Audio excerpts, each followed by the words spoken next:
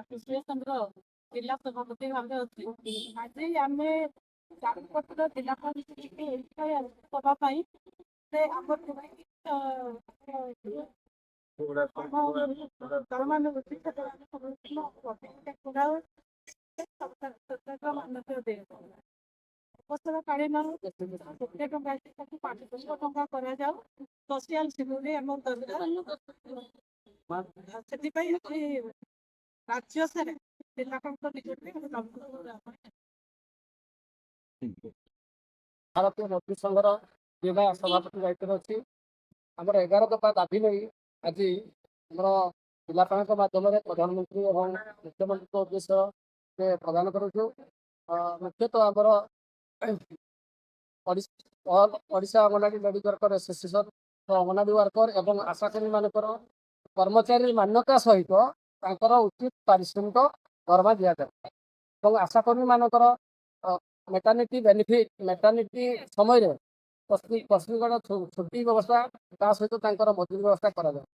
BPS 95 ଅନ୍ତର୍ଗତ 1000 ଟଙ୍କା pension ଯେଉଁ ମିଳୁଛି ତାକୁ 7500କୁ ବୃଦ୍ଧି କରାଯାଉ ଏବଂ ସର୍ବନିମ୍ନ ମଜୁରୀ ବର୍ତ୍ତମାନ ଦେଶରେ ଯେଉଁ ପରିସ୍ଥିତିରେ ଲୋକମାନେ ଚଳୁଛନ୍ତି ତାଙ୍କର ମାନେ ବଜାର ମୂଲ୍ୟ ହିସାବରେ 30,000 ଟଙ୍କା ମାସିକ ମଜୁରୀ କରାଯାଉ ଏବଂ ଆହୁରି ବିଭିନ୍ନ ଯେଉଁ ସମସ୍ୟା ଅଛି ଆମର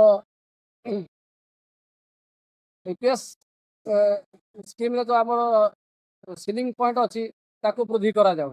ତା ସହିତ ଆମ କଳକାରଖାନା କିମ୍ବା ବିଭିନ୍ନ କ୍ଷେତ୍ରରେ ଯେଉଁ ଶ୍ରମିକମାନେ ଛଟେଇ ହେଇଛନ୍ତି ତାକୁ ମଧ୍ୟ ପୁନଃନିଯୁକ୍ତି କରାଯାଉ। ଠିକା ଶ୍ରମିକମାନଙ୍କୁ ତାଙ୍କର ଉଚିତ ସମାନ କାମକୁ ସମାନ ଦରମା ଲାଗୁ କରାଯାଉ। ଏହା ଆମର ଦାବି। ରାଜ୍ୟ ପଦାଧିକାରୀ ଆଉ ଭାରତୀୟ ମଜଦୁର ସଂଘର ଜିଲ୍ଲା ଦାୟିତ୍ୱରେ ଅଛି। ଆଜି ଭାରତ ବର୍ଷରେ ଆଜି ସବୁ ଜିଲ୍ଲାର ସବୁ ଜିଲ୍ଲାପାଳଙ୍କ ପାଖରେ ଆମର ମେମୋରାଣ୍ଡମ୍ 11 ଦଫା ଦାବିପତ୍ର ଆମେ ଦେଉଛି। ତେଣୁ ଏ କାର୍ଯ୍ୟକ୍ରମ ପାଇଁ ଆମର ଯେଉଁ 11 ଦଫା ଦାବି ଥିଲା ତା ମୁଖ୍ୟତଃ ଆମର ଯେଉଁ PF ବିଷୟ ସେଟାକୁ ଏବେ ଆମେ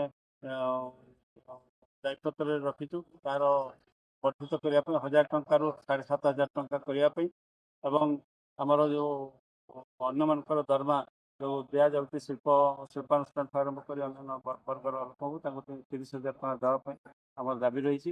ଏଭଳି 11ଟି ଦାବି ସବୁ ଆମର ରହିଛି। ଆଉ ଲୋକାଲ ସ୍ତରରେ ଯେଉଁ ଅଙ୍ଗନୱାଡ଼ି ଆଶା ଆଉ ବିଭିନ୍ନ କଳକାରଖାନାରେ ମୟୂରଭଞ୍ଜ ମେଟାଲ୍ସ ମୟୂର ସିରାମିକ୍ସ ଏବଂ କରେ ଯେଉଁମାନେ ସବୁ କାମ କରୁଛନ୍ତି ତାଙ୍କ ସର୍ବନିମ୍ନ ମଜୁରୀ ମଧ୍ୟ ଏପର୍ଯ୍ୟନ୍ତ ମିଳୁନାହିଁ ଏବଂ ସେଥିପାଇଁ ମଧ୍ୟ ଆମେ ସରକାରଙ୍କ ପାଖରେ ଆପତ୍ତି କରିଛୁ। ତ ଏ ସମସ୍ତ ସମସ୍ୟା ଯଦି ଶୀଘ୍ର ସମାଧାନ ନ ହୁଏ ଆଗାମୀ ଦିନରେ ଆନ୍ଦୋଳନ ବିକଳ୍ପ ରୂପ ନେବ ଏବଂ ଆନ୍ଦୋଳନ ତୀବ୍ରତର କରାଯିବ ସେଥିରେ ସନ୍ଦେହ ନାହିଁ। ଏବଂ ସେଥିପାଇଁ ଆମେ ଆଜି କଲେକ୍ଟରଙ୍କ ମହୋଦୟଙ୍କୁ ଆମେ ଦାୟୀପତ୍ର ଦେବାର ଥିଲା। କଲେକ୍ଟର ନଥିବା କାରଣରୁ ADMଙ୍କ ପାଖରେ ଆମେ ଦାୟୀପତ୍ର ଦେଇଛୁ ଏବଂ ସେ ପ୍ରତିଶ୍ରୁତି ଦେଇଛନ୍ତି ଏଗୁଡ଼ିକ ସେ ମୁଖ୍ୟମନ୍ତ୍ରୀ ଏବଂ ପ୍ରଧାନମନ୍ତ୍ରୀଙ୍କ ପାଖକୁ ଆମ ଦାବିଟିକୁ ପଠାଇବେ ଏବଂ ଏ କାର୍ଯ୍ୟକ୍ରମ କ'ଣ ହେବ ଆଗାମୀ ଦିନରେ ଆମେ ଦେଖିବା ପାଇଁ ପାଖରେ ହେଲୁ। ଧନ୍ୟବାଦ। ଆମର ଫାଇନାଲ ସେଟଲମେଣ୍ଟ ଦେଉନାହାନ୍ତି ସେଇ ହିସାବରେ ଆମେ ପରେ ଆମେ ଯେଉଁ ଦାବି କରୁଅଛୁ ଯେ ଆମର ଭୁଲ ସେଟଲମେଣ୍ଟ ହେଉ ଆଉ ତାପରେ ଆମର ବଡ଼ କାରଖାନା ବି ଚାଲୁ ରହୁ ବୋଲି ମୁଁ